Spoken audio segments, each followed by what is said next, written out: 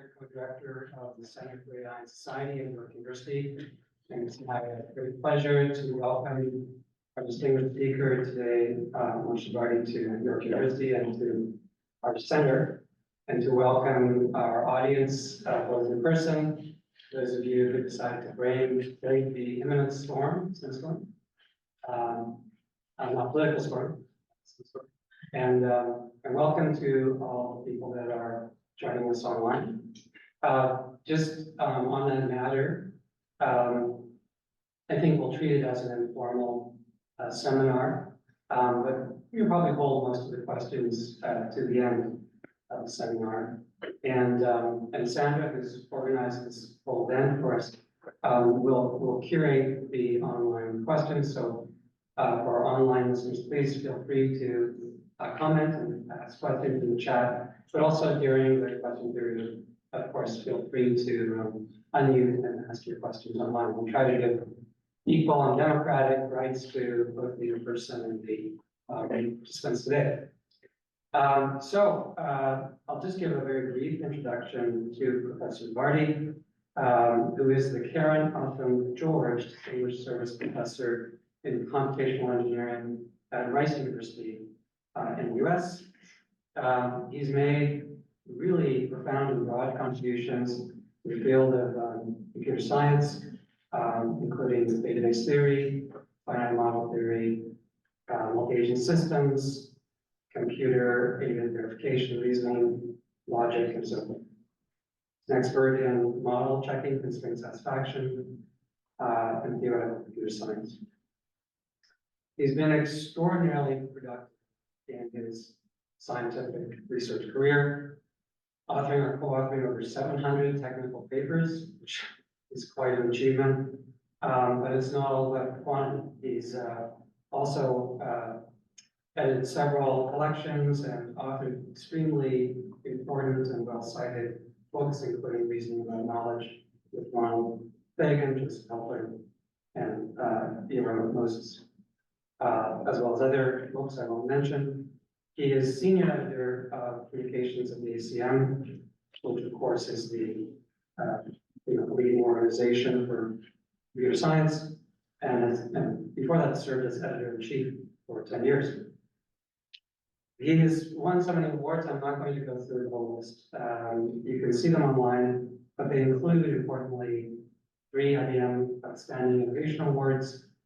He's co-winner of the 2000 Girdle Prize, which, as you know, is a very prestigious honor, and winner of the Canute Prize in 2021. I won't list all the other honors and recognitions. I'll just say that he also holds honorary doctorates from 8 universities. So I'm sure you are, as I am, very excited about this particular talk, which is going to be, I guess, in some ways broader in scope, as he turns his attention not just to science and technology, but technology and society, technology and democracy. So with that, I'll turn the stage over to Professor Vardi.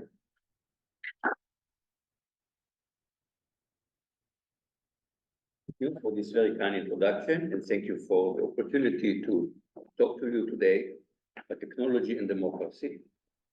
Now, I would say I will give a very US perspective, but I think the US is a pretty important neighbor for Canada, and you can then reflect and maybe tell me about how much of this applies to Canada as well.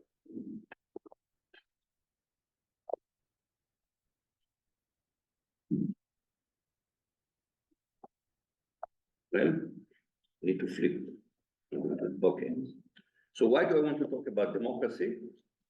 So Time magazine in its January issue mentioned top 10 global risks, and number 1 was the United States versus itself. While American military and economic remain exceptionally strong, the US political system is more dysfunctional than any other advanced industrial democracy. In 2024, the problem will get much worse, and it looks like it's getting worse by the day in the United States. Now, to talk about technology democracy, I'm going to go back. I'm going to go back to 1989, where the Soviet bloc was essentially collapsing, And Francis Fukuyama wrote a famous book, a somewhat triumphalist book, The End of History, where he wrote the triumph of the West, of the Western idea is evident, first of all, in the total exhaustion of viable system alternative to Western liberalism. We won, end of history. I'm told the history received a copy of the book, and she was not amused. She said, the end of me, I'm going to show you guys. And she's been showing us since then. Anybody who thinks that we've reached end of history in 1989, of course, didn't think about what's going to come in the following decades. So let's go back. I'm very involved with a social computing machinery, the premier society in computing. And I want to reflect on what happened over a decade for ACM. So 2012, it was the Turing centenary. Alan Turing was born in 1912. And there was a celebration, and it was a celebration of computing. Look at us, we are so important. 5 years later, the Turing Award, the Nobel Prize in Computing, reached its 50th anniversary, another ACM event. We talked about how computing in an ascendant technology. And then in 2022, ACM reached its 75th birthday. And the event, ACM at 75. And now if you look at it, you see the program is very different. And here is one sentence from the blurb. The panelists will imagine what might be next for technology and society in the years to come. Certainly, we are talking also about society. We haven't talked about society until that point. We talked about computers, technology, society. That's not us, that's somebody else. The other side of the campus to talk about society, not us. So that's a development. And I remember somebody, a fairly well-known person, put on Facebook, I find the whole thing a little depressing. Why can't we just celebrate technology for what it is? Why do we have to worry about society? But if you want to understand why we do have to worry about society, look at the date, June 10 of 2022. One day before that, Congress started its hearing, US Congress started its hearing, but the January 6th insurrection, where the hearing would eventually reveal that there was a plot to subvert the lawful transfer of power in the United States. So we learned that. And 2 weeks before that, there was a massacre in Uvalde, Texas, where a young gunman killed 19 children and 2 teachers. But the reason I'm mentioning these 2 events is because they lead us to uncover a deep chasm in American society. If you look at Trump, this is from July 2022, so it's just about a month after the hearing started. And among Democrats, 92% think that Trump threatened US democracy. But among Republicans, 76% thinks that he was just exercising his right to contest the election. From June 2022, just again, a few weeks after the Uvalde massacre, among gun owners, this is regarding banning assault-type weapons. Among Democratic gun owners, 84% are in favor of such a ban. Among Republican gun owners, 75% are against such a ban. Again, deep polarization. And when society is so polarized, democracy is kind of a game. You have to trust. Everybody's following the rules of the game. And when that trust declines, democracy teeters. George Shultz, who died in January 2022 at age 100, wrote in December 2021, wrote an op-ed in New York Times about trust, how important trust is to democracy. And he said, when trust was in the room, good things happened. When trust was not in the room, good things did not happen. Everything else is details. So when society becomes us and them, it's hard to function as a democracy. And people are seriously speculating whether the United States can hold it together. An article from New York Review of Books for September 2022. This United States, where political scientists are seriously asking whether it's conceivable and what will happen if the US will just separate into 2 different red and blue confederacies. And I live in Texas, where in June 2022, the Republican Party of Texas added to its platform that there should be a referendum in Texas whether or not the state of Texas should reassert its status as an independent nation.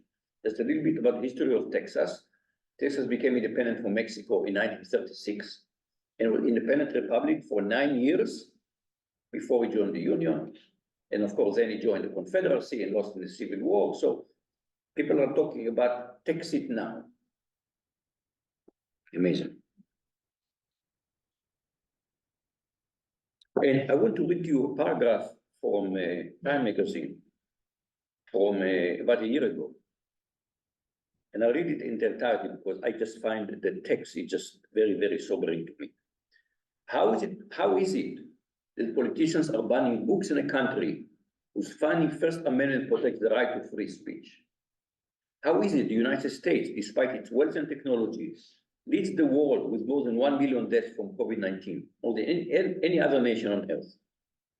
How is it the insurrectionist could storm the citadel of American democracy in a crusade to overturn the presidential election? How is it that we actually saw a Confederate flag in the US Capitol, that the writer in our era could deliver Confederate flag farther than General Robert E. Lee himself? And I think an important question for all of us to ask is, what went wrong? Okay, the United States was one of the countries called the cradle of democracy. Constitutional democracy was a concept invented by the United States when it was founded. What happened to that country? What went wrong? And I suspect that historians will write about this for the next 50 years. But if we want to keep democracy, we have to start looking for answers now. We can't wait 50 years. Now, this is a rich topic. There are things I will not talk about. Something called the Nixon Southern Strategy. You may have heard it. I will not talk about it for lack of time. Primaries, the role of primaries in radicalization of parties, the decline of what's called social capital, or partner sociologists wrote a famous book called Bowling Alone. So there are other topics to consider, but I will not be able to talk about them here. But I want to go back to 1981, because 3 pivotal events happened in 1981. Number 1, I arrived at Stanford as a young postdoc. Well, it was pivotal for me. I don't know about for you, but for me it was pivotal.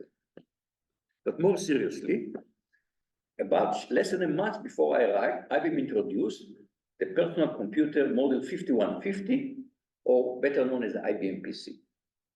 That was very important. I'll talk more about what that led to. And earlier that year, Ronald Reagan was inaugurated as the President of the United States. So I will talk about the IBM PC and about Ronald Reagan. So the IBM PC was a smashing business success. It became so popular that within just about a year, that's over a year, in January of 1993, usually Time magazine has the person of the year. Used to be the man of the year, then it became the person of the year. Now it's the machine of the year. And you see here a person looking at a computer on his desk. It doesn't look very happy to me. I mean, it's hard to read his expression, but he looks a bit glum to me. The machine of the year, the computer moves in. Now the IBM PC unleashed a tsunami of technology. By the mid-80s, every knowledge worker had to have a computer on their desk. That's become part of how you work. You have a computer on your desk. By the late 80s, all these knowledge workers convinced their employer to give them a computer to take home so I can work on the weekend. So everybody had a computer at home. The World Wide Web was introduced in 1989. Internet became commercial. Internet used to be a government network, became a commercial network in 1995. That enabled Google to launch in 1998. Facebook launched in 2004. iPhone launched in 2007.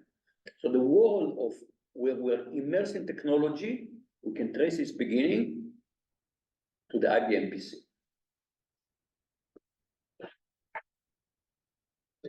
Now, equally important, but not so much something that people in technology are aware of, Ronald Reagan unleashed a tsunami of neoliberalism. What is neoliberalism? It is an extreme form of free market capitalism. Some people call it market fundamentalism, but market fundamentalism implies some judgment, so I will not use it. I'll use neoliberalism. And it's basically overall says we should leave economic development, economics, to markets. The state should stay away from markets. And it means that kind of laissez-faire, which is, anything goes, austerity, the government should not spend too much money, we should try to privatize services, deregulation, monetarism, tax reduction, globalization, free trade, and so on and so forth. There is a famous sentence, the era of big government is over. I asked people who said it. Most people think must be Ronald Reagan, but they are wrong. This was Bill Clinton. Instead of the university, the State of the Union address in 1996. Bill Clinton, Democratic president said the era of big government is over. I remember a conversation I had sometimes in the late 90s with a Canadian who told me the Democratic Party is now to the right of the conservatives in Canada. So neoliberalism won in a big way. Reagan swung the wheel to the right and Democrats followed. Now, it's important to understand that it's not just about economic policy. This was put, I think, very well by a book by Wendy Brown, Undoing the Demos from 2015. She said neoliberalism is not just ideology that further market, rather it disseminates the model of the market to all domains and activities, even when money is not the issue. Configure human being exhaustively as market actors, always, only, and everywhere as homo economicus. Everybody just want to maximize their utility. That's how the world should operate. That's how they think.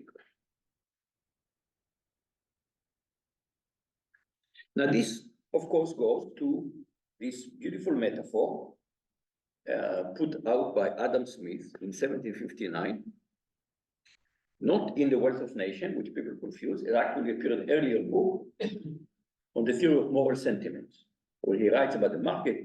They are led by invisible hand.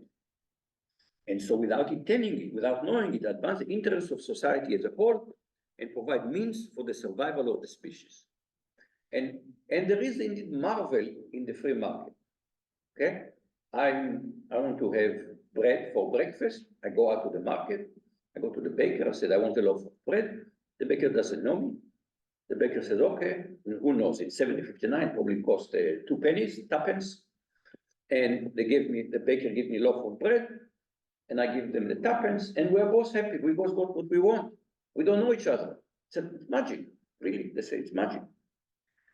Now, this was interpreted, and the courses who are interpreting goes to a movie called Wall Street from 1987. There's a character called Gordon Gilcock, and he gives this fiery speech where he summarizes it. The point is, ladies and gentlemen, that greed, for lack of a better word, is good. Greed is right. Right? Each one of us can be selfish, and the invisible hand will take care that an optimum will come out of selfishness. Now, this idea that greed is good actually goes back to a Dutch philosopher, not very well known, Bernard Mandeville, who has, it's called the fable of the bees. And they describe a community of bees, and then they decided they've been selfish, and now they should be virtuous, and because they're being virtuous, the hive collapses. So again, the idea that come out of it, and it's a very seductive idea, that private vice creates social benefits. So you tell yourself, I can be selfish, it's okay. In the invisible hand, we can all be selfish, and an invisible hand will take care of this, and social optimum will come out of this. And amazing. I remember hearing years ago, Rush Limbaugh, who was a very right-wing radio personality in the United States, talk about rugged individualism. It sounds good, except that what happened when you substitute rugged individualism, it really meant selfishness. So the argument was greed is good. So we come back to visit this argument. Now, how well has it worked for the people of the United States of America? The answer is not so well. And I'll show some economic data. So this look at US manufacturing, and it looks at both output in real dollar, real means adjusted for inflation, and employment. And what you see is that we had peak employment around 1980, and since then, manufacturing still goes up in volume, but employment has gone down.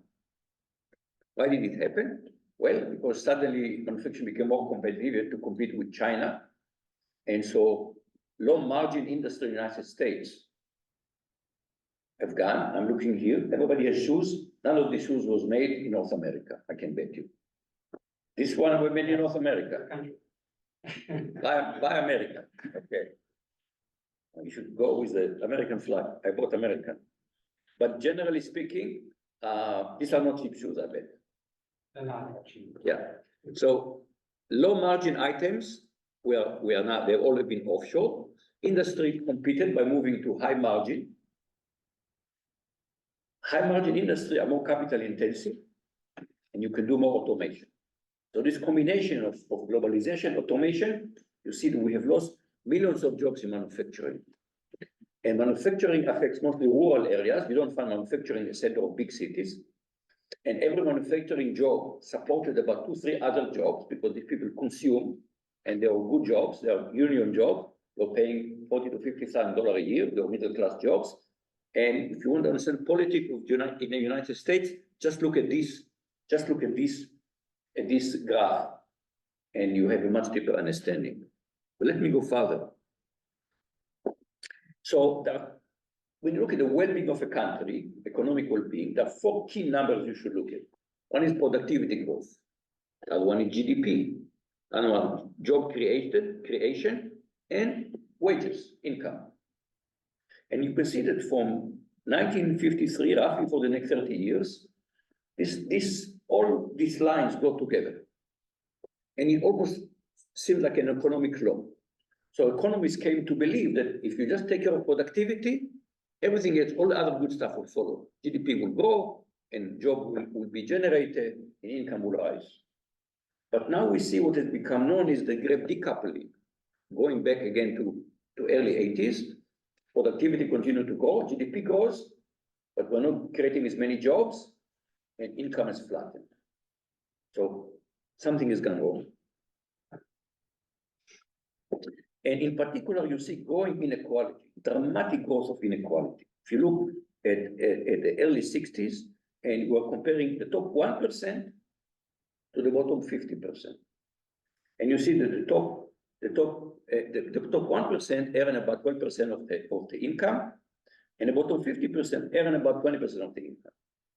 Now you go forward about 50 years, and you see a reversal. Top 1% are making about 20% of the income, and the bottom 50% are at about 12% of the income. Some people call it a tale of two countries.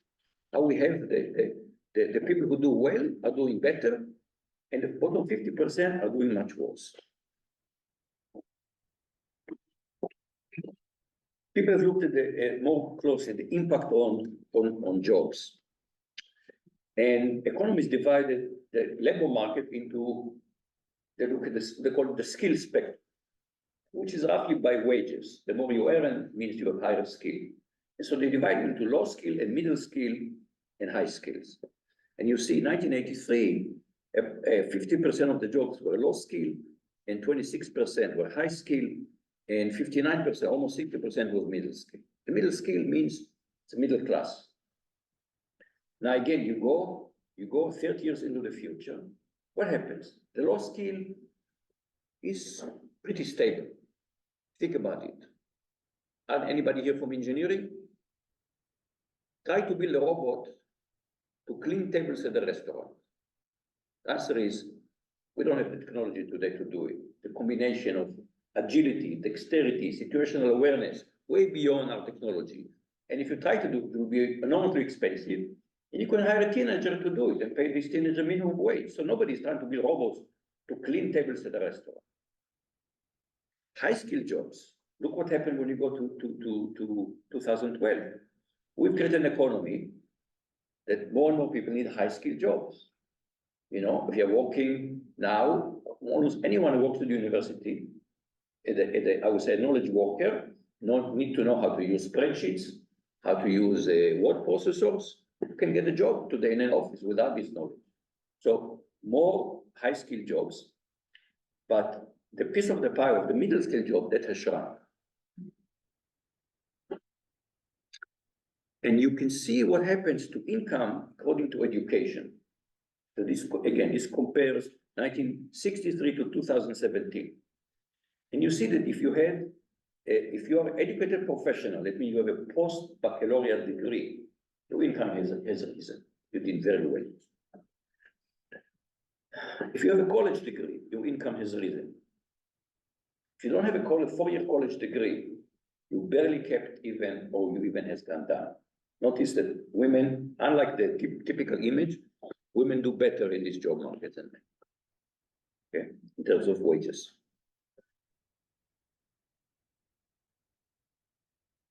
And this was put very nicely in a Money Planet, as like a radio show. And they talked about the Simpsons as a metaphor for American economy.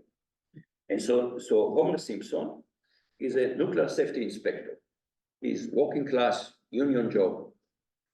But if you go back to the show was launched in around 1990, then Homer has a good life. One person is working for the family, provide for the family, you know, he has as much beer as he wants. Life is good. One wage earners. Today, a working class person, one person working in the family, no way. We cannot provide this kind of quality of life. So yes, the revolution that we started on from the 60s, women now enter the workforce, but the price we paid for it, it takes 2 incomes to support middle class lifestyle. And in an article in The Guardian in September of 2022, Luke Mogelson asked, why do people believe the big lie? The big lie in the United States means Donald Trump lying about the elections. Why do people believe him? And he relates it to economics. He said the truth is for blue-collar white people is a powerful sense of loss. So if you live in you can just compare the income of Democratic-leaning districts and the Republican-leaning districts. And you see the Democratic-leaning districts, income has gone up. The Republican-leaning districts, income has gone down. And people ask, what happened? Why is my life worse? And you can explain to them globalization and automation, but it's very abstract. It's much easier to blame people, especially these people don't look like Chinese, Mexican. They do a good scapegoat. Why things have been stolen from you?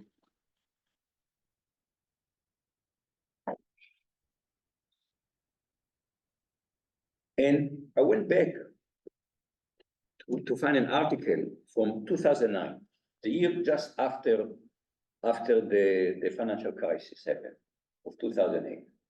There's an article written by an economist, Simon Johnson, and he called it The Quiet Coup. And he wrote, the crash has laid bare many unpleasant truths about the United States. One of the most alarming, says a former economist of the International Monetary Fund, is the finance industry has effectively captured our government. A set of affairs that is more typically have emerging markets and is the center of many emerging market crises. What he writes in the article is that when a country gets into a debt crisis and asks the IMF to bail them out, IMF doesn't just go, here is the money. They first want to see, did anyone in the country, some segment of society, did they capture the economy? Because if they did, all the money that are going to send them will go to that sector. And so they always insist on structural reforms before they send money. And he said, I'm looking at the United States, and the finance industry has captured the market. And in fact, what happened when there was financial crisis, whom did President Obama ask for help to deal with the crisis? Wall Street.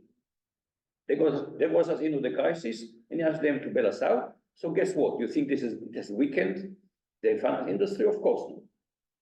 His Secretary of Treasury came from Wall Street. So the important thing was to bail the banks.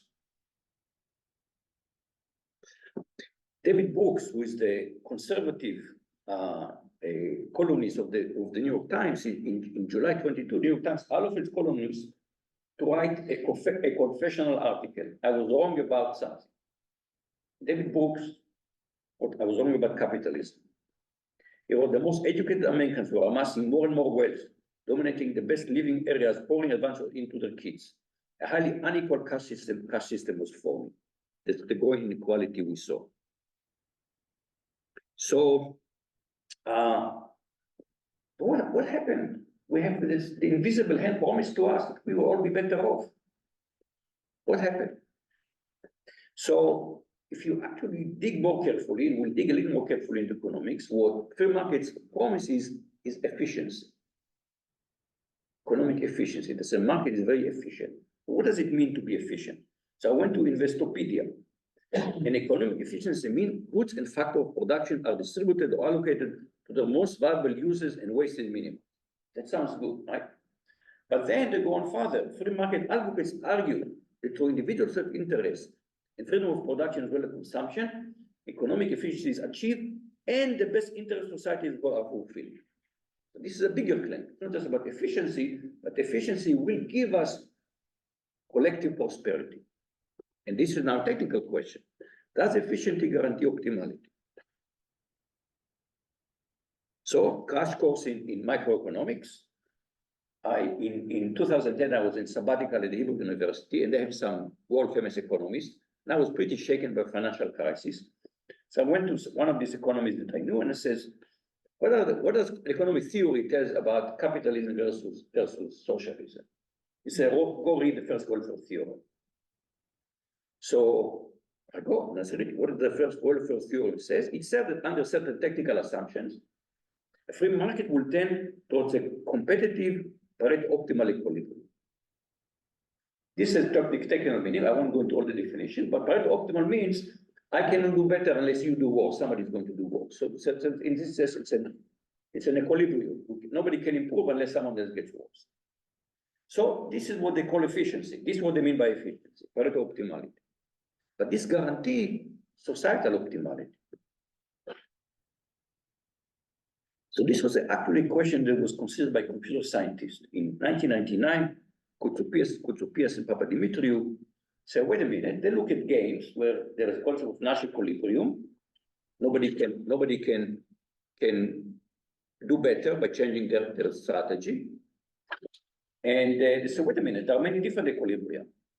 And each one has different total societal utility. So let's compare the best equilibrium and the worst equilibrium. And they showed that the gap can be exponential in the size of the system. So this became known later as the price of anarchy. If there's no guiding the system to which equilibrium to accomplish, then it could actually be equilibrium that's not good for society. So the bottom line is economic efficiency does not guarantee that the best interest of society will are fulfilled. This is the mythology. There's no technical basis for it. You can believe it or not believe it. But the economic theory does not guarantee that free markets will serve society as a whole. In fact, when I went back to my economic friend, I said, I read the theory.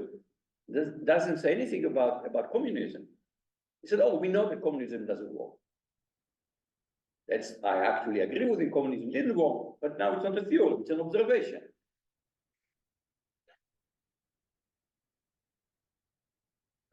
So let's go back to the invisible hand.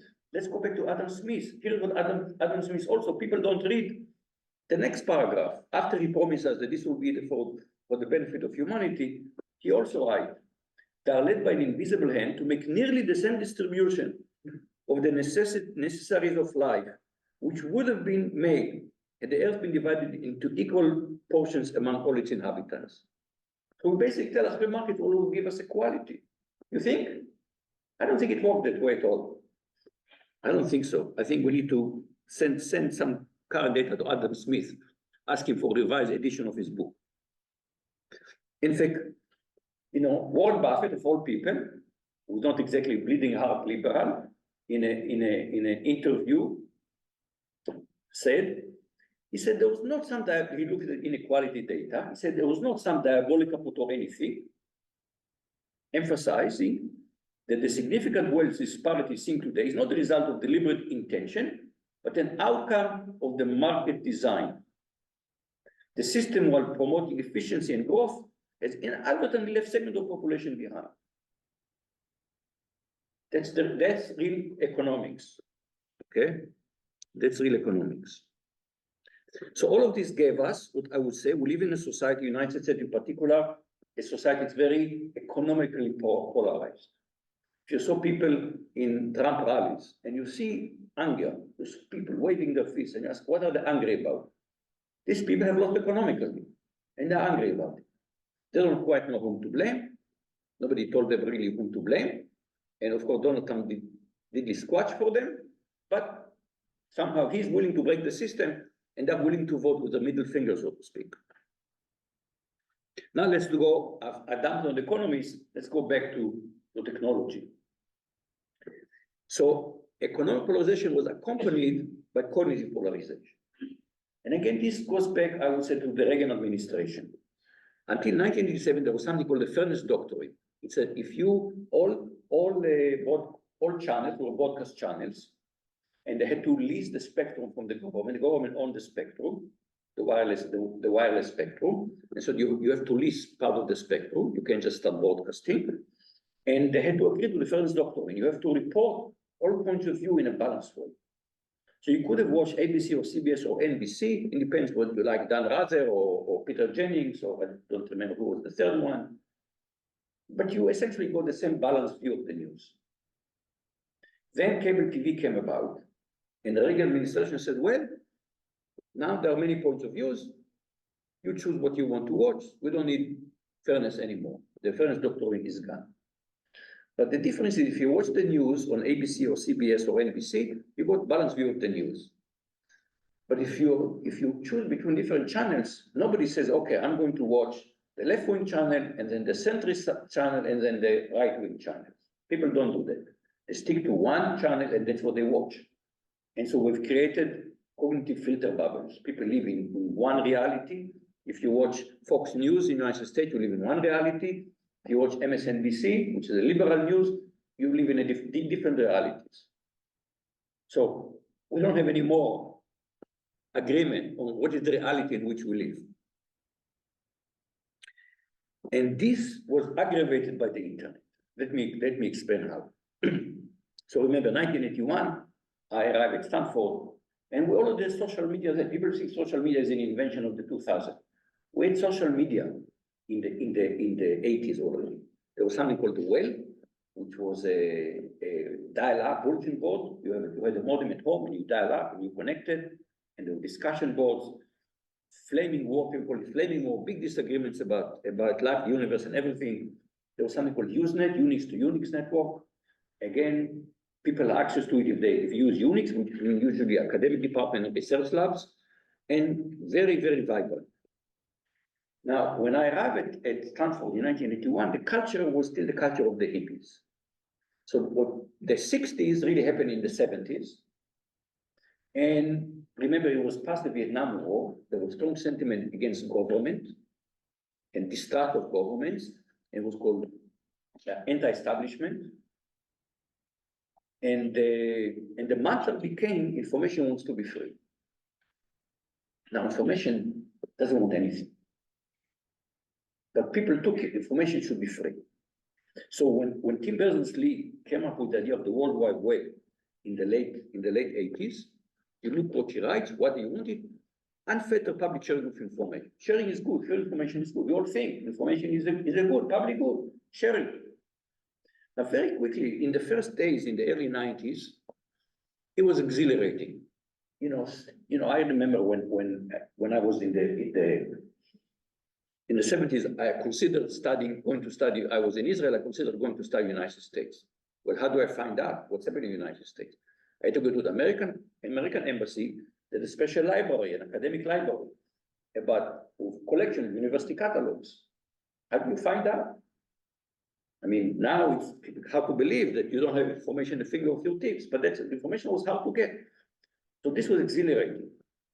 But very quickly we found out there's too much information. How do we find information?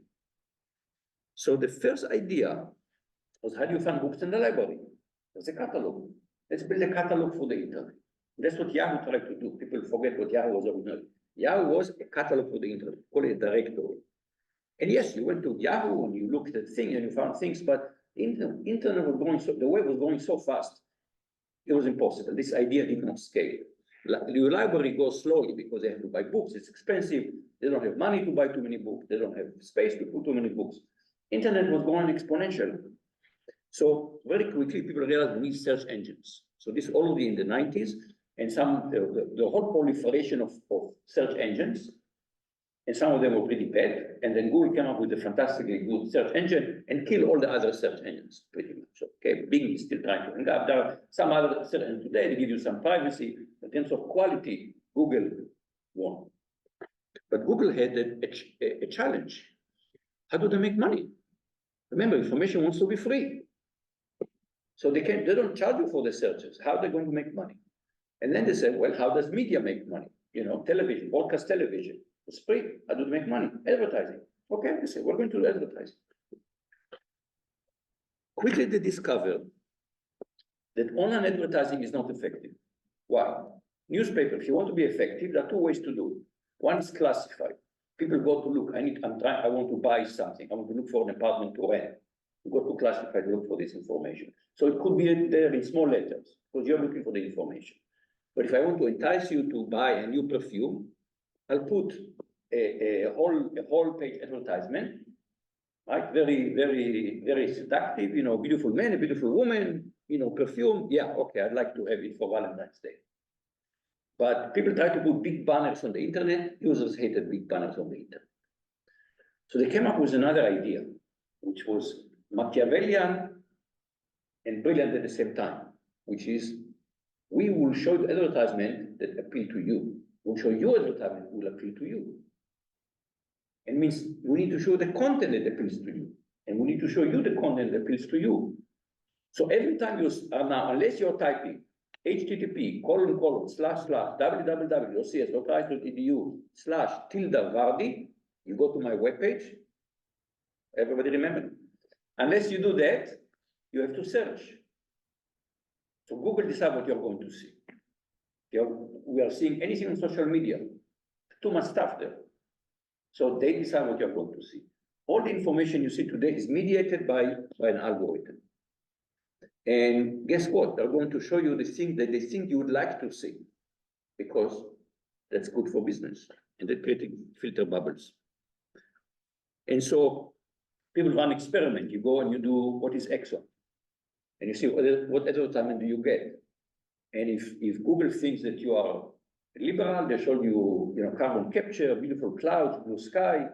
If Google thinks that you're conservative, they'll talk about anti-regulation. You see the advertisements that they want you to see. In 2019, Shoshana Zuboff, a professor in the Harvard Business School, wrote a book, The Age of Surveillance Capitalism. She coined the phrase surveillance capitalism, but the company will make money by collecting our data.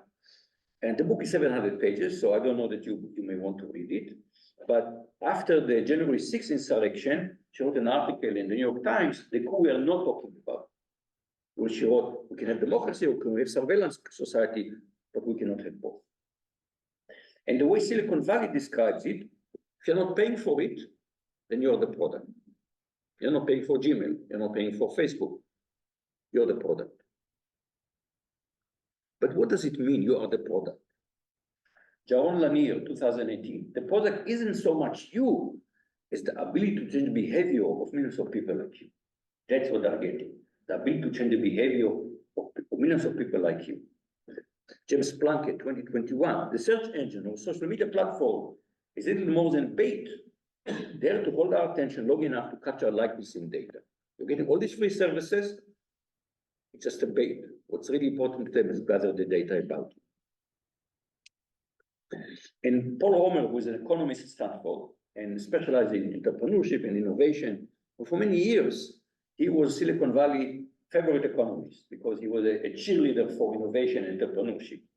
And then he wrote in May 2021, people are realizing that the digital advertising model pioneered by Google and Facebook poses a growing threat to democracy. These firms know more about the citizens of the world's democracies than the Stasi knew about East Germans. They can exploit what they know without relying on the coercive power of the police state. They can adjust what people see and exercise control by 1,000 nudges. So the huge influence machine going on, and we are all rats in that experiment without realizing it. But we are all immersed in this technology. And we are fed what we see what tech companies want us to see in a very coarse way. In fact, Facebook learned from Google. Okay, let's do personalized advertising, but they went from micro-targeting to nano-targeting. They collect even more data.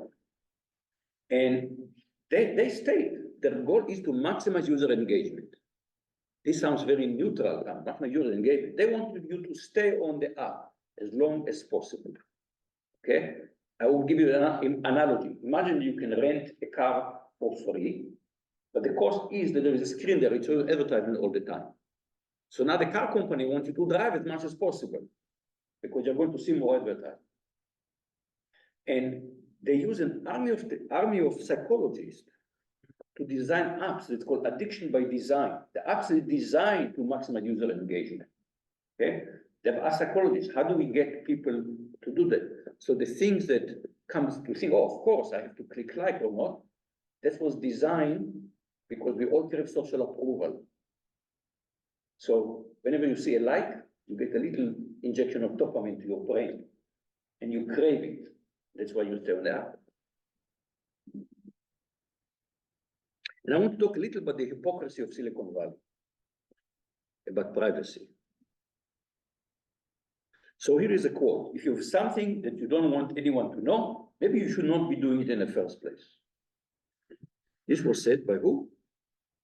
Google CEO Eric Schmidt, 2009. What he doesn't want you to remember, in 2005, CNET, which is a tech publication, they wanted to know how much personal information they can find using the Google search engine. So they said, how about we collect information on Eric Schmidt, the CEO of Google? So they just start Googling, and they find lots of information about it. And they publish everything they found, publish an article, here's what you can find. And he was not amused at all. And for years, Google would not talk to CNET at all, because Eric Schmidt saw a hissy fit, because his personal information was revealed. Of course, people should have told him, if you want something you don't want done, don't do it in the first place. The age of privacy is over, declared who? Mark Zuckerberg, in 2010. Well, he wants you to forget that when he bought a house in Palo Alto in 2012, he bought all the houses around. Why? Well, you want his privacy. Age of privacy is over for you, not for him. He's a billionaire. He deserves to have some privacy. And what social media has done to us was put in 2022 very aptly by Jonathan Haidt in the Atlantic. He said the story of Babel, the biblical story of Babel, where they want to build a tower to go to heaven, and God scrambled their languages. They cannot build a tower because they cannot talk to each other. So this is the best metaphor I found. What happened to America in the 2010s, and for the fractured country we now inhabit. Something went terribly wrong, very suddenly. We are disoriented, unable to speak the same language or not the same truth. We're cut from another from the past. We all live in our own little bubble.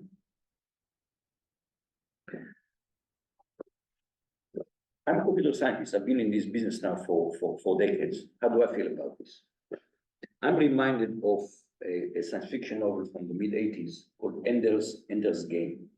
So spoiler alert, what is Ender? Ender is a teenage boy, an easy friend. They're playing video games, so they think. What they don't realize is they're fighting an intergalactic war. And when they win the war, they have destroyed the civilization. And then there is a follow-up book, Speaking for the Dead, that they try to deal with this. But that's where I think computer science are today. To use a metaphor from Star Wars, we thought we were the Rebel Alliance, only to discover that we are the Empire. So where do we go from here? You see, you should not talk about responsible AI. What does it mean, responsible AI? Who's responsible? The programs are responsible. AI programs are, AI technology is built by people. Corporations are supposed to be responsible. Corporations are run by people. So I think if there is a Michael Jackson song, The Man in the Mirror. You want to change the world, change the man in the mirror. The person in the mirror, the man and the woman in the mirror. It's us. So ASM Code of Ethics start with the following sentence, which in some sense I think is a beautiful summary of the whole Code of Ethics. Computer professionals' action change the world. To act responsibly, they should reflect on the wider impact of the world, consistently supporting the public good. If you want to be a responsible technologist, this is what you should do. You should think about the public good. And we teach now, I'll talk a little more about it. We teach ethics, computer ethics at CAIS. And it's interesting to converse with the student. I asked the student at some point, will you take a job offer from Facebook? And the majority said yes. Why? I asked why. They said, good job, smart colleagues, yeah, I'll do it. But about a third said no. And asked someone to say, why not? He said, I have a bachelor's degree in computer science. This is in high demand. Well, I don't know these days, but at least when we did it, there was in high demand. I said, I have plenty of jobs. Why should I take a job in ethically questionable company? He said, I don't even have to be convinced that that Facebook is unethical. It's enough that it is questionable. Why should I take a job? Now, when I start talking about public good, some people say, wow, public good, that sounds like communism, sounds like Marxism, Leninism. So I want to remind you that this is not, public good is a very American concept. This is the preamble to the Constitution. We, the people of the United States, in order to form a more perfect union, establish justice, ensure domestic tranquility, provide for the common defense, promote the general welfare, and secure the blessing of liberty to ourselves and our posterity, do ordain and establish this Constitution for the United States of America. So this is the most important part of the Constitution, but people forget it. Because what does it say?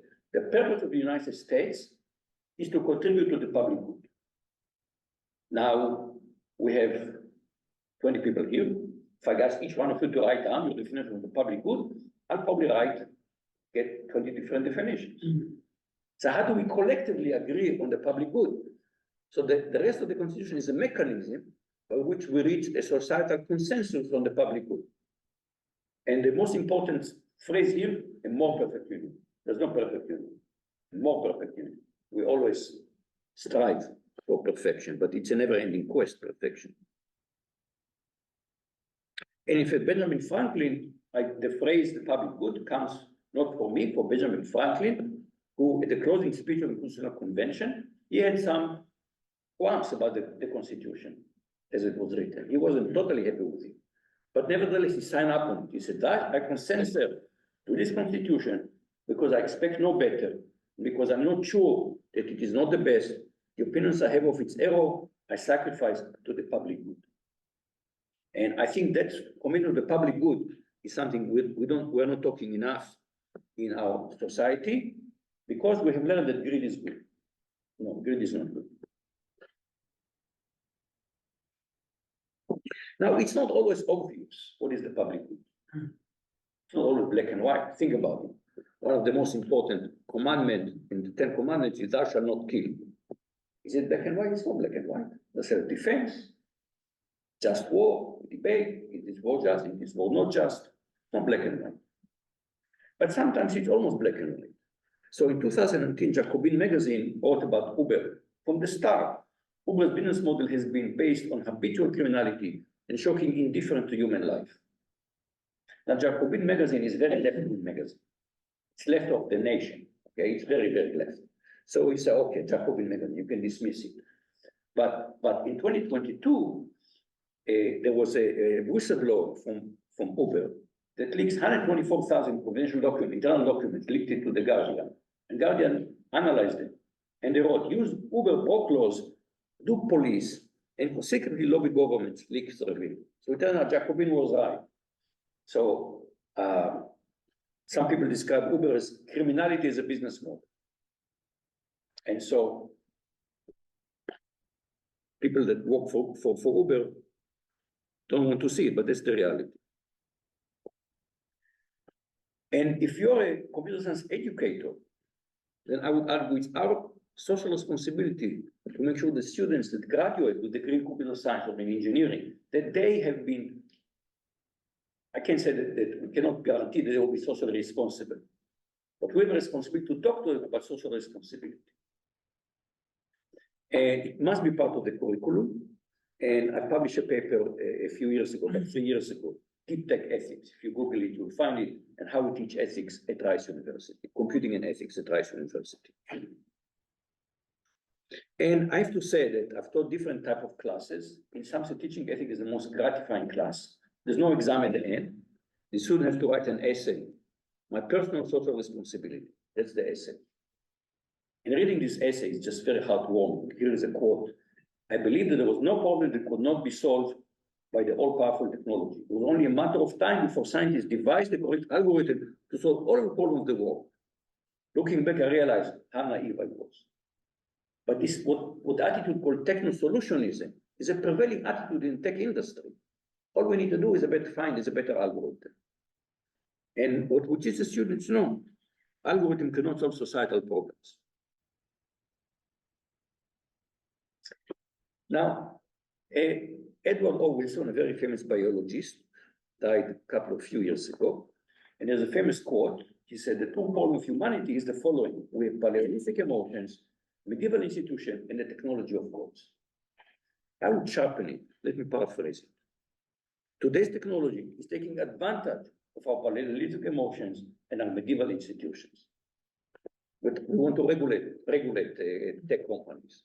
They have billions and billions of dollars. It's not so easy to get legislators to vote for regulation. BMW used to have a motto, the ultimate driving machine. But now they're being threatened by autonomous vehicles. So they have a new slogan, which I love. Don't be driven by technology, driving. I think this is the right metaphor for our society. We should not be driven by technology, we should drive it. And about 5 years ago, together with colleagues in the US and in Europe, we launched something called the Digital Humanism Initiative. And there's a manifesto. I'll just read to you 2 sentences. We must shape technology in accordance with human values and needs, instead of allowing technology to shape humans. Our task is not only to rein in the downside of information communication technologies, but to encourage human-centered innovation, put humanity in the center. And one thought I have of, again, how to get our students to think differently about the world is to learn from medicine, where we have the Hippocratic Oath, and I propose the Laplacian Oath. Ada Lovelace was a 19th century mathematician. She died quite young. She worked with Charles Babbage. And she had actually a vision what computer can do, a bigger vision in computer can do, bigger than Charles Babbage. And Babbage was an entrepreneur, he wanted to make money. She wanted to see computing benefit humanity. And she wrote, I wished in a letter to Babbage, I wish to add my mind towards expanding, interpreting the Almighty and his laws and works for the most effective use of mankind, again, for the public good. And so my proposed oath would be to take the first sentence of the ACM Code of Ethics and make it an imperative. I solemnly pledge always to reflect upon the wider impacts of my work, consistently supporting the public good.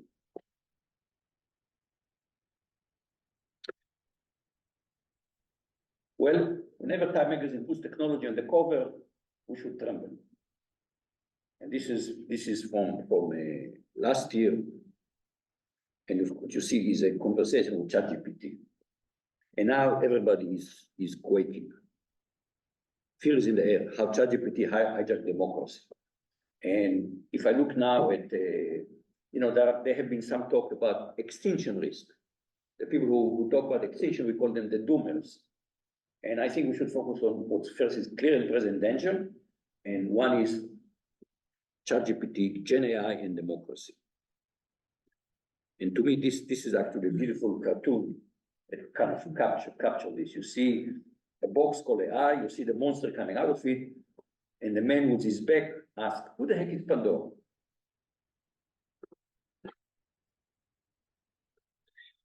Now, in the conversation about the AI, very often you hear about, again, the extinction risk. And Nick Boston wrote about the book about superintelligence in 2012. And he proposed what's called the paperclip maximizer thought experiment. You make a super intelligent agent, and you tell that agent, make paperclips. So the agent says, okay, I should maximize, I should make as many paperclips as possible. And that agent super intelligence, and it figured out a way to convert the whole solar system into a paperclip factor. Human life, not important. Paperclips are important. Well, I'm not so worried about paperclips. I'm worried about, because we have already super intelligent maximizing entities that are called modern corporations. They're super intelligent because they found a way to concentrate the intelligence of many people working together. You know, if you look at Google as an entity, it's super intelligent, so many smart people, super intelligent. What are they doing? They're maximizing profits. In a book from 2023 about Facebook, Jeff Horowitz wrote, the chief executive and his closest lieutenants have chosen to prioritize growth and engagement over everything else. That's it. That's what they're doing, maximizing profits. So he can go to Congress, Max Zuckerberg go to Congress and apologize. I don't see him changing his behavior. You know, he just learned it's politically efficient to apologize, that's all. So what should we do about this corporation? I suggest two remedies. One is antitrust. We've neglected antitrust activities in this country. I used to work for IBM. And IBM, when I worked there, was a very well-behaved corporation. And one reason is because they have been subject to a strong antitrust, and it ended up with something called the consent decree. They promised the government to behave in a more responsible way, and they did. It was, I have to say, when I used to work for IBM, it was a very, very ethical company. I was trying to negotiate the site license to PC Tech, to a small piece of software, and the company was trying to, IBM, they're trying to gouge us. And asked our purchasing department to negotiate a bit harder, and say, no, we're IBM. We're not going to negotiate harder against small company. Just shut up and pay. That's what happened. So, but we've neglected, we haven't done it. The last serious antitrust action was done against Microsoft in the late 90s. And we let these companies grow and become very, very powerful. And some books have been written about this. And what the point that the Zephyr teacher makes, that antitrust is not just about, it's not only about harm to consumers. It's also, democracy does not work if some player becomes just too powerful. He said, tech companies have become just too powerful, and they distort democracy because they're so powerful. Kate Crawford summarized it a few years ago. She said, stop talking about AI ethics. It's time to talk about power. That's really what conversation should be about. So how do we bust power? One to bust tech power is via antitrust action. But there's another thing that is so invisible you have never thought about it. There are two legal systems. One legal system is the normal legal system. The legislature passes laws, depending on which country, how do we do that?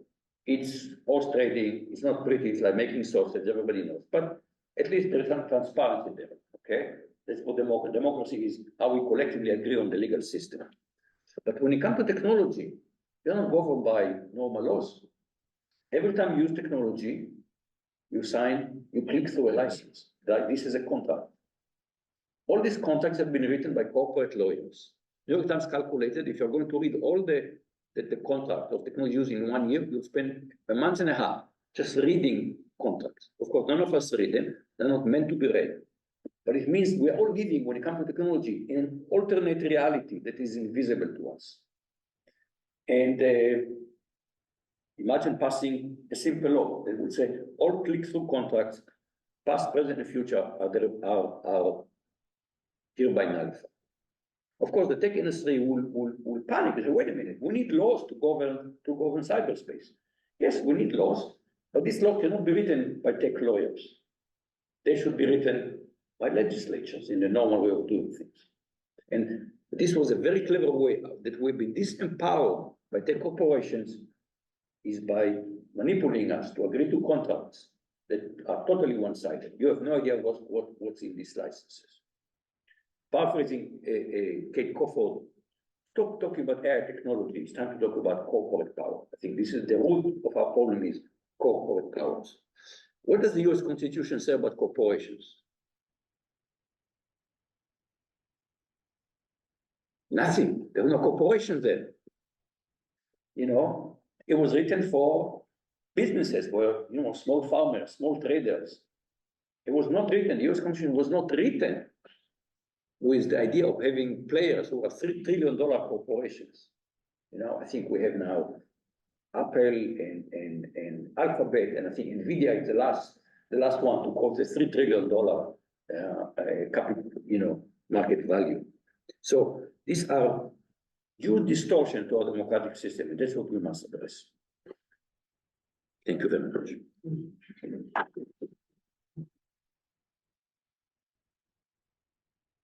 Thank you, Professor Vardi. That's really stimulating, thought-provoking. I think we have lots of time for questions. There's the microphone somewhere. Yeah, you can move the microphone around.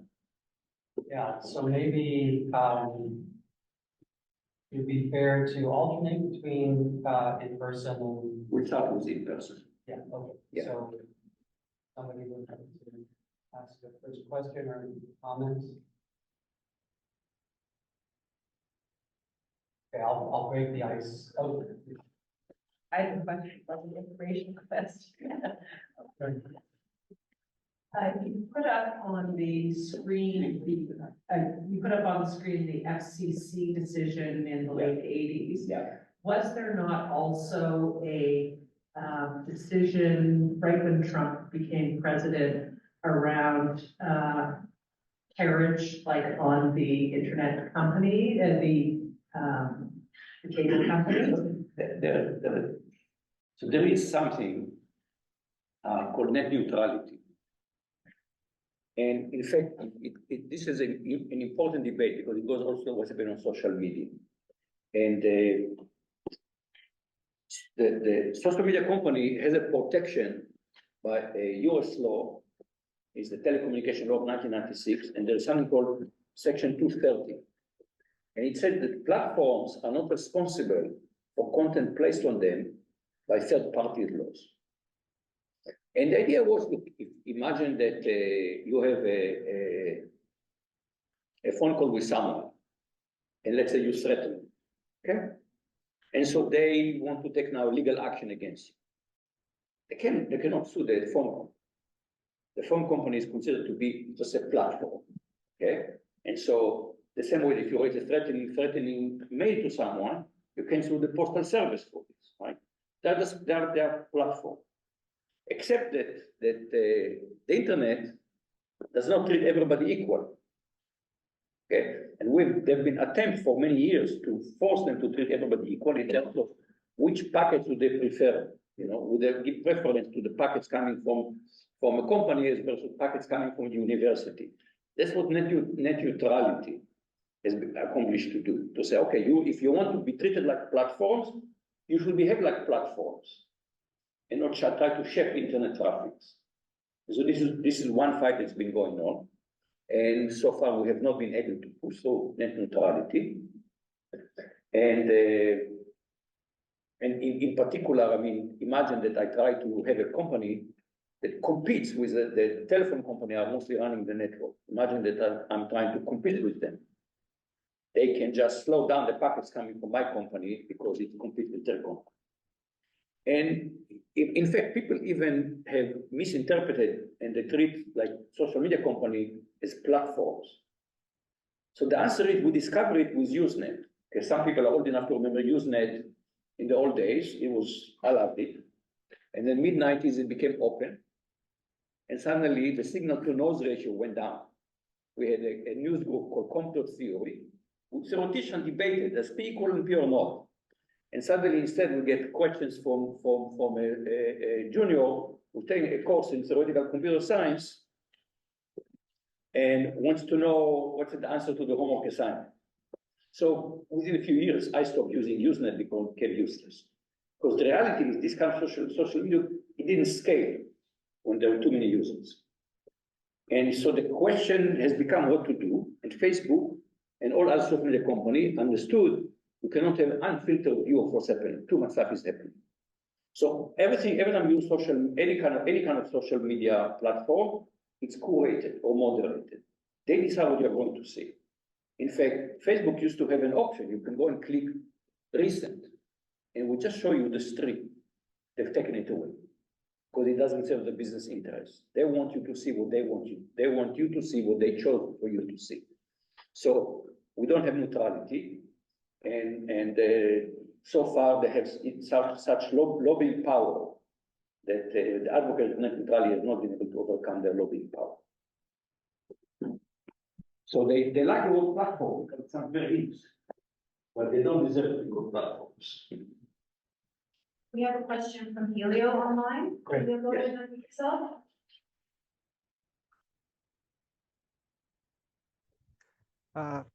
Hello, can you hear Yes. me? Perfect. So thank you, Professor, for a great presentation. It's a shame that we only have these couple of minutes to discuss all the great points you made. And I'm very glad that you mentioned Jacobin. I'd like to point out that issue 52 is specifically about artificial intelligence. I think there's a lot there that's interesting to take a look into. And I'd like to ask a question about the beginning of a presentation when you mentioned the polarization in US politics at the moment. That how can this polarization be so disruptive when in fact the difference between the sides are so shallow? Because if you stop to think about it, we have the Trump people and the non-Trump people, the Republicans and Democrats, who discuss whether Trump has done anything illegal, but nobody is discussing the nature of the executive office, if it's supposed to work like it does. After the massacre at Uvalde, there was this idea of banning the AR-15s, but nobody is questioning the nature of gun ownership in the US. Depending on Democrats and Republican states, there is this controversy about abortion, but nobody's questioning the nature of healthcare in the US, whether it should be free for all, or if you still have to pay $10,000 if you don't have a Medicare plan, and so on and so on. What do you make of the fact that this polarization is being so disruptive, while at the same time being about so little of real consequence? So let me kind of give, this is a bit becoming a bit more political, but I grew up in a small village in Israel, and just down the road from us there was a kibbutz, Heinz Hill, but actually there were two kibbutzim there. One was called Heinz Hill A, the other one called Heinz Hill B. And what happened? It used to be one kibbutz, and then in the early 50s. Then an ideological split, and the split into two different kibbutzim. And you ask, what did they split over? And the answer was, but arcane, today, it looked at the time when I was asking the question, it was in the 80s, arcane differences in left-wing ideology, kibbutzim tend to be on the socialist side. And it was such a severe debate at the time that families, that had disagreements, sometimes families divorced, they were divorced because I'm staying in A, you're moving to B. And in the perspective, when I'm looking at it like 30 years later, it was impossible to understand how over these arcane points in left-wing ideology, they were so severe that people who built a community together decided to have such a divorce. And so I would say that if you look partly what the economic reality I described, I blame neoliberalism. But if I look what happened in the United States, I would blame the Democrats for giving up, so to speak. I mean, in some way, if you look at what do left and right traditionally argue about, go back to Communist Manifesto, okay? What was the disagreement with left and right? The disagreement was how much would the state be involved in markets? So your extreme communism, the state is the market, right? Central planning, and we've seen how well that has worked in the Soviet Union. And the extreme other one is the state should have nothing to say about markets, and we've seen how well that works. And so the answer is, partly it's not a linear function. You don't find the optimum in either this side or that side. So we have to try and do different things and learn from successes and mistakes, what works and what doesn't work. But that is stopped. This experimentation pretty much has stopped. So, I mean, in some sense, if you look, actually, I would say Joe Biden is more of an old-fashioned Democrat. And some of the legislation that he passed is really more in the style of the Democratic Party used to do. But until then, as I said, Clinton said the era of big government is over. Obama, when there was a financial crisis, he turned to Wall Street to deal with the financial crisis. And so, what happens if you give up on economics, which is always the biggest thing is economics, and what is Democrats about? So Democrats have there was a realization, which is correct, discovered that certain groups in our society were oppressed or excluded. This was a society, we go back to the 50s and the 60s, there was economic prosperity, but it was a society run by white men. And so we ended up doing good things, civil rights era, many things for more rights to women, more economic rights to women. We had all kinds of social progress. But today, progressivism is become about identity politics. And they've given up about the biggest issue to me, which is economics. So the polarization is sometimes you say, they stop arguing about the big thing, and the more you focus on small things, it's become more extreme, again, a major issue of contention is should trans women be allowed to compete in women's sport? It's a topic that there are different opinions, but when we have this rate inequality, and we're not talking about it, and we're talking about issues that are some important to some people, but in my opinion, not in the way when you look at the whole inequality in the United States. And so, yes, we need to go back in politics, talk about the big things, and put things in proportion. I'm not trying to say other things are not important, but a certain proportion, I think, is very, very important. You do ethics, it just can't be about is it right or is it wrong, but degrees and nuance. And we seem to have lost some of this by focusing on identity politics. But this was a political speech, so yeah.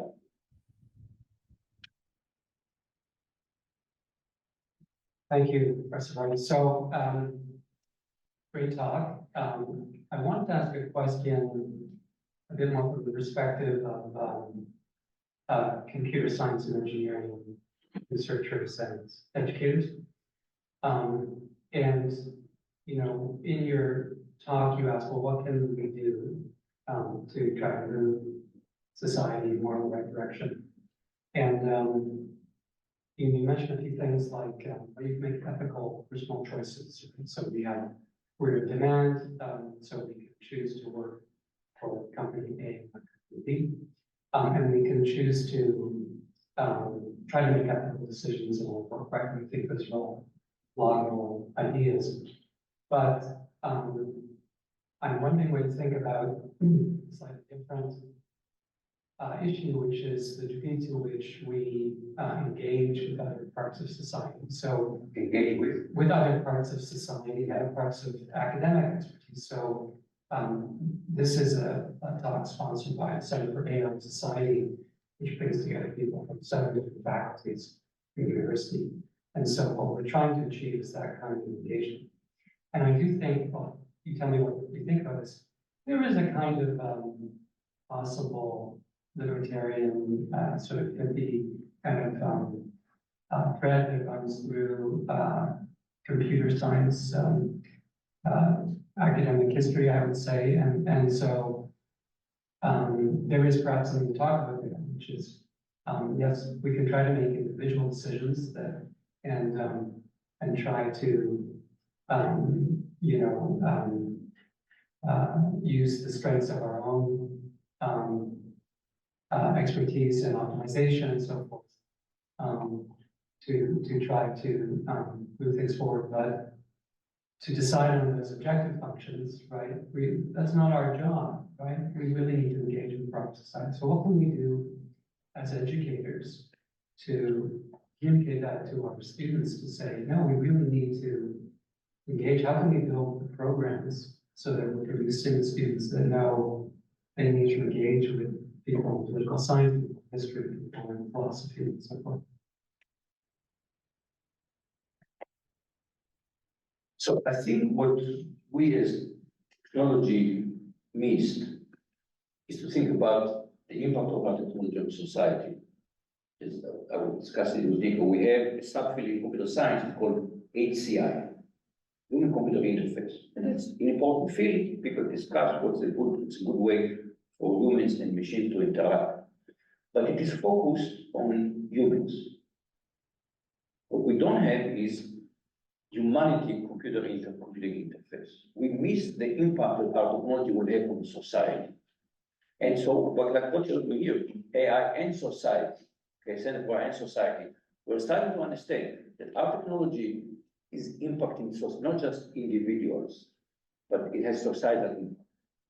And that's something that it just really over to me after I've been, I got, as you remember, finished my PhD in 1981, this idea that our work has impact on society, and I only came to realize it about 10 years. It was just not part of it. You go back and it was not part of conversation. You go to open the proceedings of HCI conferences. It's not there. What's a good interface, mouse, the slider, what have you, but it's not, the issue of societal impact was not discussed. And I think one of the things is that we must start talking to students is how technology affects society. And that means that we must start engaged. We must not start engaged with people across the campus, because are we experts on society? No. I'm when it comes to, am I an economist, sociologist? No. I'm just pretending to be. And so we must start engaging with people from across the campus, and they need to understand better. We can teach them more about the technology, and we can learn from them. We need to look at what interdisciplinary teams that we're looking at this. I think this question of society has emerged to one of the most important questions now that we are looking at is technology and society. And so we have to put our brains together to do it. We have to make our students aware of this. We don't have all the answers to give them. But when students ask me, what can I do? I tell them, vote with your fingers and vote with your feet. What does it mean, vote with your feet? You make important decisions where you're going to vote. It's not, people thought that technology is neutral. It's what people do with it. It's like saying that guns are neutral. It's the same thing. Guns don't kill people. People kill people. Yeah, but there are guns everywhere. Then are more likely that people will use them. You see what's happening in the United States. We have a gun epidemic. It looks like it's a whole other issue, but as a society, we just seem unable to deal with the gun epidemic. Okay, you will, school shooting has become a regular occurrence. It just deeply, and we are unable to deal with it. So how technology affects society. Think of what happened, for example, to nuclear energy in the United States. One reason that the nuclear industry is not doing very well is because they've become, pun intended, radioactive. You don't hear someone says, "Oh, I love to go study. I want to become a nuclear engineer." It's kind of yucky, right? There's a yuck factor that it goes, I want to be engineer, nuclear engineer. It's radioactive. I don't do nuclear engineering. So as a result, there is decline. They don't have the innovation. Maybe we could have by now, some people thought that nuclear energy, if we can learn to do it in a much safer way, could be the one that would be ready to deploy en masse and be much greener than what we have now. But it hasn't happened partly because nobody wants to touch it. So imagine that people will say, work for Facebook. No, I don't want to go for work for Facebook. There's a yucky factor, go to work for Facebook. The company will either decline or they'll have to change what they're doing. They need top-notch workforce. So if our students start making choices when they go to work and they put ethics as one of the dimensions, that will change, that they can change the world, okay, they can change the world. Why vote with your fingers? Because there is issue of public policy here. And net neutrality is a public policy issue. How should we treat the tech companies? They talked about the click-through licenses and that. These are all political issues. And we tend to say, well, we don't want to involve in politics. When each one of us is a citizen, we have a say in how our country is run. It's a small say, but nevertheless, we could be, there are some who choose to be activists, politically active, but at least each one of us can vote. And one reason I'm giving this talk is to put these policy issues on the table. It's the time we need politicians to start discussing these issues. This technology is destroying us as a democratic society. We must find some way to do that. And there's growing realization that we must design the technology, but there is no consensus what to do about it. And in some sense, if you look at the policy proposals I made, it's a bit subversive, because I didn't say what to do about technology, how to regulate technology. I said that these corporations are way too powerful. So it's instead of thinking how to regulate speech on social media, the answer is, first of all, make them liable. You realize any kind of technology, they're not liable. You know why they're not liable? They have no liability. Because you have agreed that they have no liability. You sign a contract, you click through, and it says they're not liable. Would you imagine that the drug industry, the pharmaceutical industry, would have no liability? Would you buy pharmaceuticals from companies that have no liability? Because every time you go to the pharmacy, and if you want to get the medication, you click through, and it says, no, they're not liable. So it was like that. 19th century, it was like that. It was a huge fight to get them to be liable and to regulate them. It says, you know, the FDA has to regulate pharmaceuticals. And here we have technology that is impacting our life in a profound way. And it's unregulated, unlicensed, unliable, unaccountable. So vote with your fingers. Vote with your feet. Vote with your fingers. Thank you, Professor Vardi. I just want to check with Sandra whether, do you know if this room is needed? We have this room until 1. We have, thank you.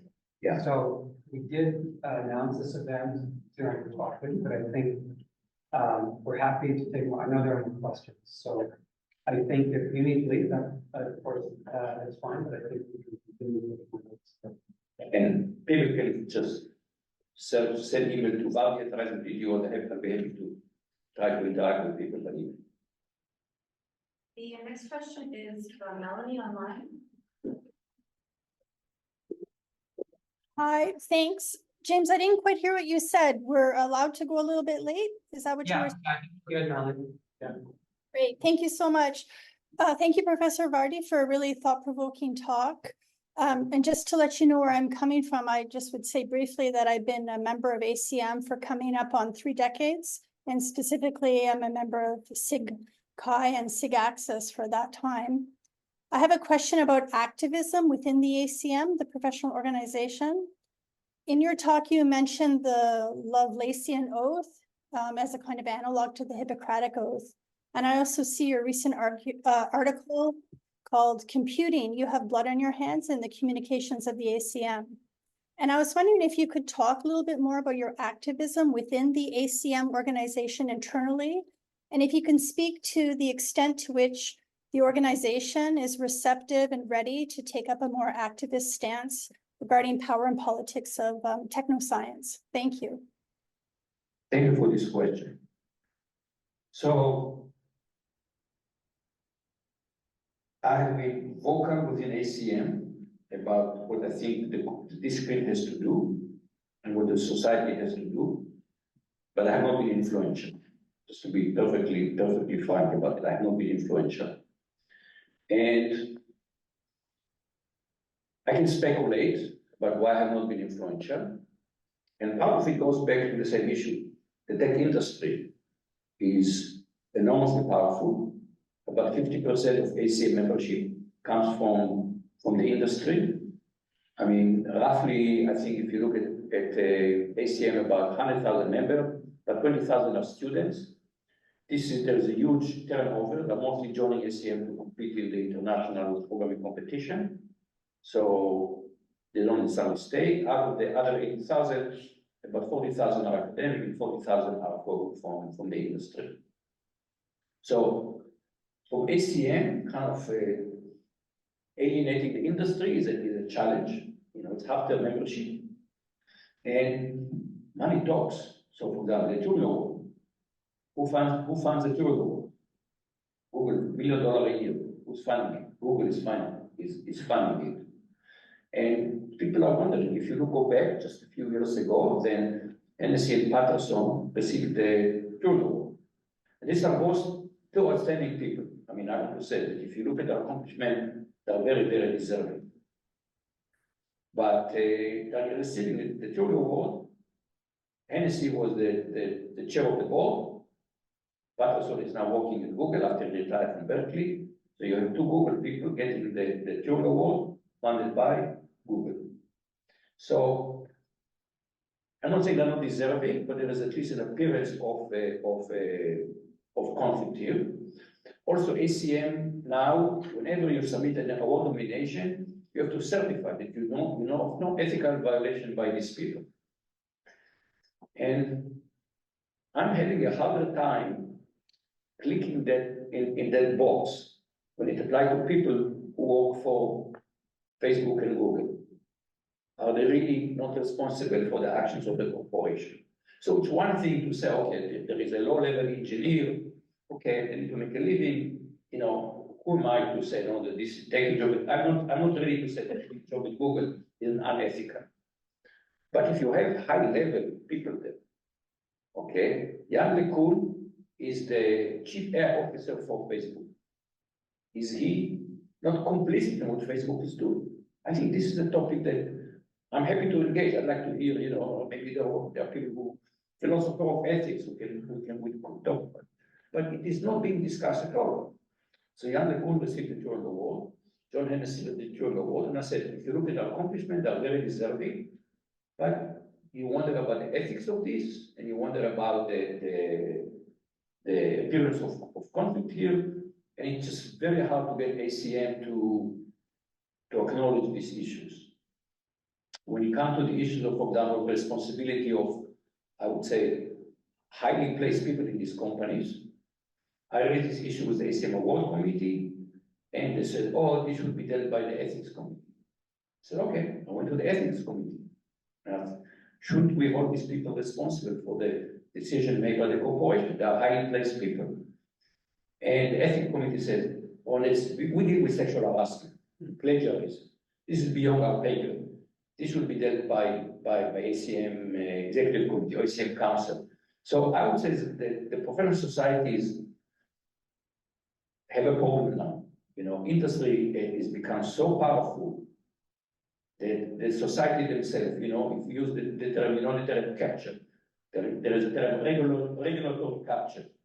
The regulators are being captured by the industry, so to speak. And I think right now we have a problem in some our societies, professional societies have been captured by the industry. And we have a very hard time acting independent of the industry.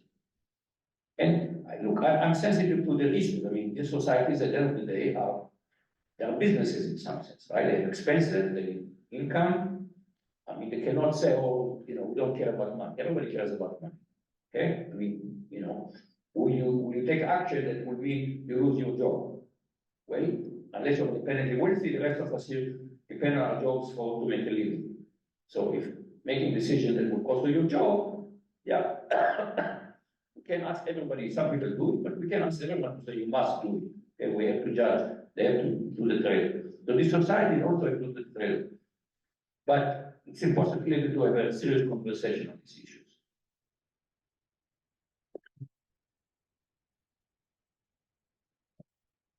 Yes.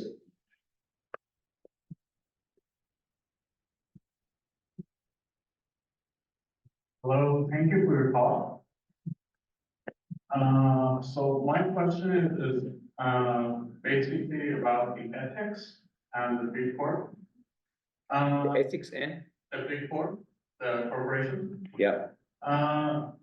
So the question is, if we say Meta or Facebook is bad, we have this huge open source community So why aren't we coming up with a platform that has privacy in mind?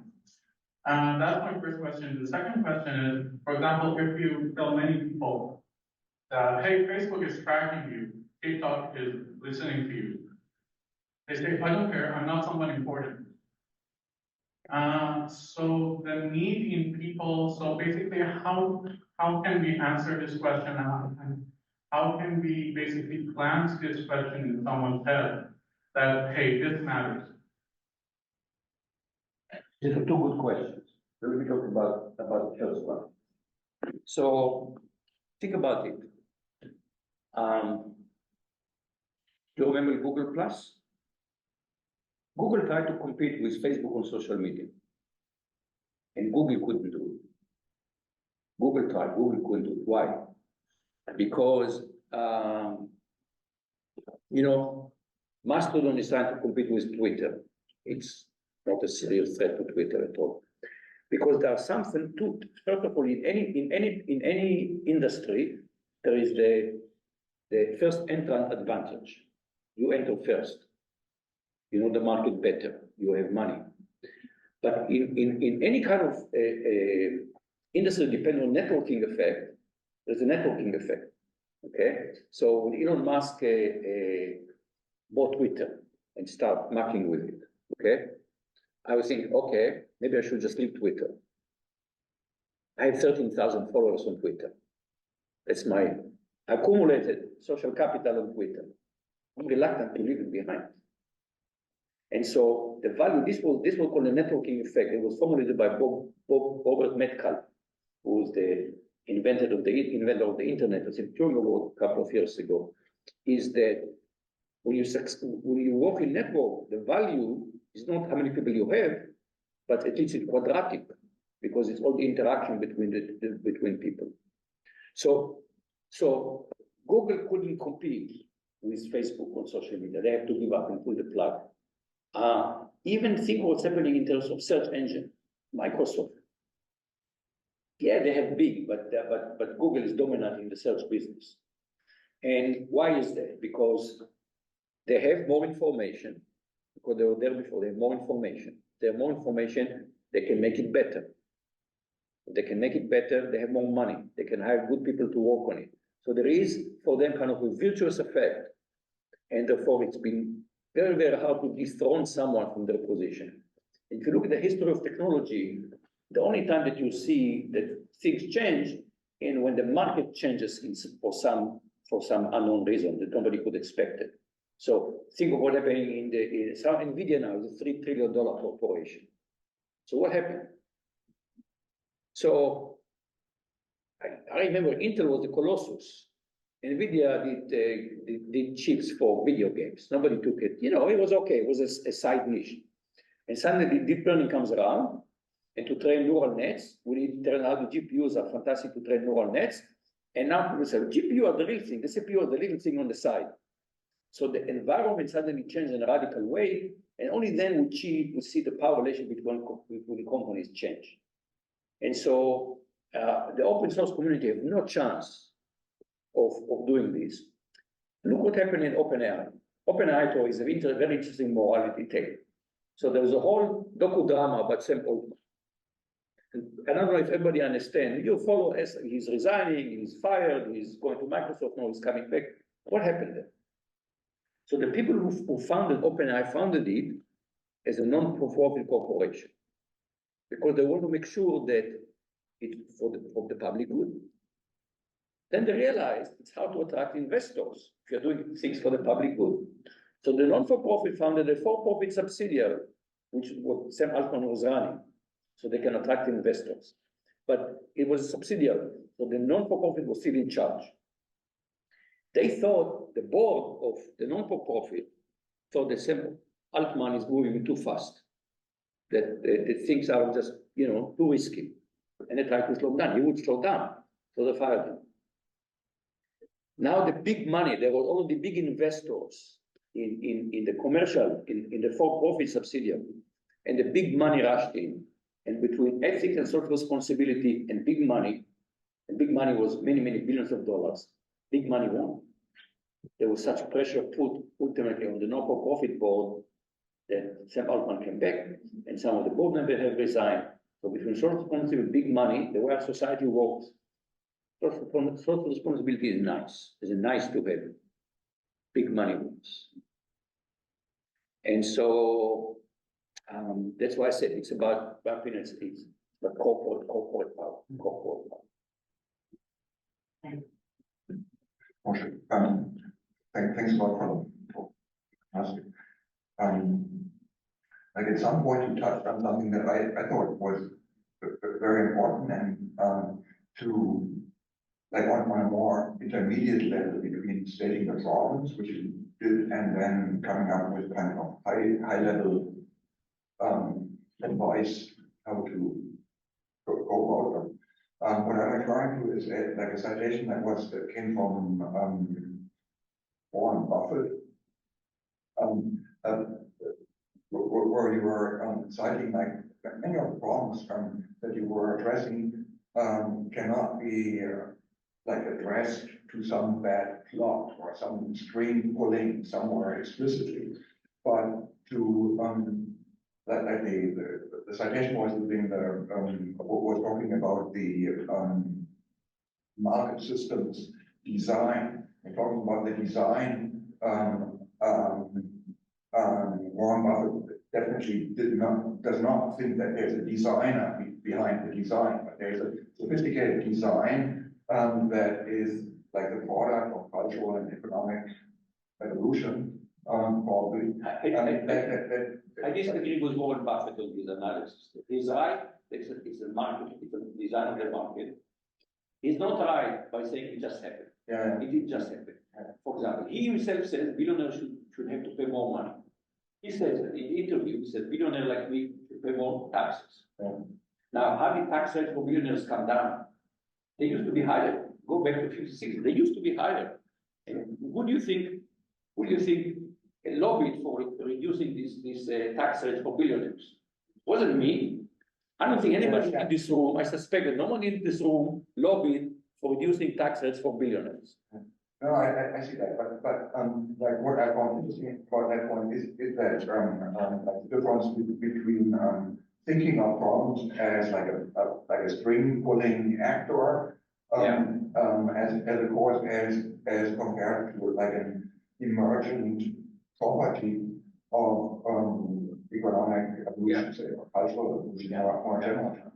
And at the end, of course, once you have such mechanisms like working that have not been driven by a particular individual, but is kind of like free floating rationales that some people call it, you can piggyback on that and take advantage of that. And that's when you're talking about whatever big companies doing that, or maybe individual authoritarian states doing that, or where it's really like rationality that's driven by individuals or by people. And what my question, I guess, is whether you have, like as an engineer, not an activist, but engineer, whether you know of good models that describe the dynamics of like generating system properties that are driven by society or by evolutionary mechanisms, and then being adopted by individuals, companies, or authoritarian political systems or individual rulers. And how can you describe that on a computational or mathematical or dynamic systems level, such that you understand them better, and then from that perspective maybe advise to intervene or find like remedies that So there is a research area where people do massive multi-agent systems. For example, there was a project that tried to understand, traffic in Chicago. It's a complex system. So they said, well, if you look at much of economics, they're not dealing with individuals. They turn everything into differential equations. So you aggregate, just like the same we do, if you remember, gas flows in physics. You're trained in physics, okay? So we have gas flows. Gas flows were at the beginning, well, we can't really handle all the molecular forces there. So we talk about pressure and temperature, and we have Boyle's laws, some aggregate measures, okay? Later on, we are being able to deal with, try to see how these global properties emerge from micro properties, right? This is the next thing going in physics, to see how do these properties emerge from individual particles. But it's still an active research area in physics. But can you understand how traffic in Chicago depends on lots of little decisions that people make? And so people said, you know what? Instead of trying to do differential equations for traffic, how many cars are there in Chicago? Millions of cars. You know, how many traffic lights? Who knows? Tens of thousands of traffic lights. We should be able to model them now at the granularity of individual cars, individual traffic lights. And then we can say, what happens if we make, what would be the impact? You know, you describe some model for cars, how cars behave. Then you say, what happens if we make yellow lights shorter? For example, I have a beef with, you know, I'm still living in Israel for 40 years, but I remember an old joke. This guy is going to a party, and he has one glass of wine too many. Then he gets on the road, and he hears on the radio, be careful, somebody is driving on the wrong side of the road. He goes, somebody? Everybody is driving on the wrong side of the road. And this was an old joke. A couple of months ago, I hear in Houston, somebody from the car calling 911. Everybody's driving on the wrong side of the road. So, if you're on the wrong side of, if you see everybody probably drives on the wrong side of the road, you're probably driving on the wrong side of the road. This is the case with guns, okay? But look at yellow lights in the United States are very long. So what happens when people, what do people do when they see yellow light? They speed up. They speed up. You want people to prepare for red light and slow down. Instead, we've trained them to speed up. And who knows what is the cost in human life for people speeding up as they're heading into the intersection. But now you can do experiments. So I try to propose to some people to do this kind of computational economics the same way. Okay? Maybe we don't have to do the United States, but take some smaller countries and define it, take some cities and trying to model economics at the individual level. And then you can do some experiments. And so people have to do, you know, one of the hard things in economics to do experiments. How do you experiment in economics? And people discover that there is a way to do this because some multi-user games have economics in them. You buy some stuff, you enter some game, you buy stuff. Turn out that the funny money that occurs in the game actually has real value because some people want to enter the game and they want to have some of these accoutrements. So they actually pay real money for the funny money in the game. So economists say, oh, this opportunity to run experiments by using these kind of games. But overall, our current economic system has evolved. But the free market, the term free market, is amazingly fantastic propaganda term. Because it gives the impression, you know, it's a natural thing, you know, it's just like the air, you know, it's a free, no government intervention. The answer is, of course not. Who are the biggest players in the free market now? Corporations. As the corporations are fairly modern phenomenon. They go back to early 19th century. And see, Hudson Bay department store. So it's one of the early corporations, the Hudson Bay Trading Company, East China Trading Company. Those are early corporations. Constitution said nothing about it. One of the important things about corporations, they have limited liability. So if you're an investor, you're not liable for other than, you know, the value of your stock will go to zero, but that's it, you're not liable for anything more. And why is that? That's not a natural constant. That was a societal decision. In fact, even the term corporation is misleading. We should call it capital union. We have labor unions. What is a corporation? It's a capital union. People decide to put the capital together. But somehow the term corporation is more neutral. And you can imagine the corporations are people. I don't know how you can have corporations are people. The Constitution said nothing about corporation. So the answer is, a lot of evolution just happened by like any other evolution, by a gazillion small things happening. But there is a pressure on evolution, the pressure part of it has been by the people who can apply pressure. And who are the people that apply pressure? Actually, you can go back to Adam Smith. And he said, the people who make the political decision, listen to whom? Listen to the people with money. And so, I mean, Warren Buffett is, I quoted him because he said there is a problem of market design. But the market design is not completely innocent. There are people that lobby in this direction. And that's why when people promote net neutrality, there was a fierce opposition from the tech industry. The answer is they want to be able to shape the traffic. They don't like the idea of net neutrality. Oh, you know, we had the Congress gave them the platform, the shield from liability, section 230, 1996, where they were just nascent industry. Okay? Does it make sense now for the big industry to be not liable? So the answer is that there is a lot we can learn about evolution of such systems, but there are attractors, in complex system terminology, there are attractors, major attractors here, and the attractors usually have to do with power and money. Great, I think we maybe. Time to wrap up? Yeah, I think it might be time to wrap up. I want to thank Professor Vardi for an incredibly stimulating. And I'm glad I didn't talk about politics. And thank you for coming all this way.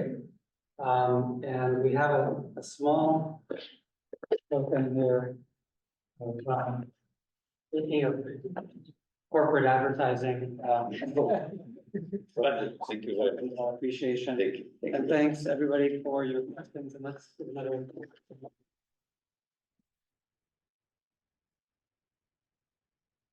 Stay tuned for more case talk. Thanks, Sandra. Okay.